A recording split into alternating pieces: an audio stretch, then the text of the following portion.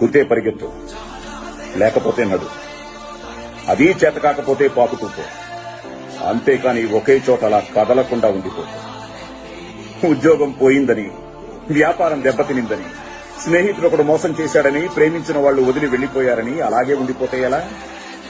దేహానికి తప్ప దాహానికి పనికిరాని ఆ సముద్రపు కెరటాలే ఎగిసి ఎగిసి పడుతుంటే, తలుచుకుంటే నీ తలరాత ఇంతే అన్నవాళ్లు కూడా నీ ముందు తల దించుకునేలా చేయగల సత్తా నీది. అలాంటిది ఇప్పుడొచ్చిన ఆ కాస్త కష్టానికే తలం చేస్తే ఎలా? సృష్టిలో చలనం ఉన్నది ఏదీ ఆగిపోకూడదు.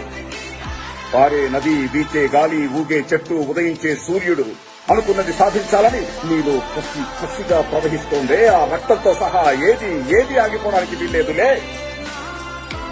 బయలుదేరు. నిన్ను కథలనివ్వకుండా చేసిన ఆ మానసిక బాధల సంఖ్యలను తెచ్చేసి చోటు నుండి పరుగు మొదలుపెట్టు.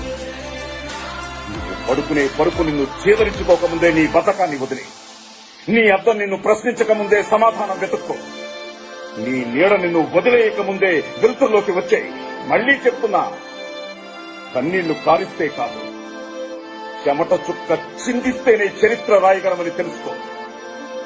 చదివితే ఇది పదాలు మాత్రమే, ఆచరిస్తే అస్త్రాలు. ఈ వీడియో కనుక మీకు నచ్చినట్లయితే సబ్స్క్రైబ్ చేయండి, పక్కనే ఉన్న బెల్ ఐకాన్ ని క్లిక్ చేయండి.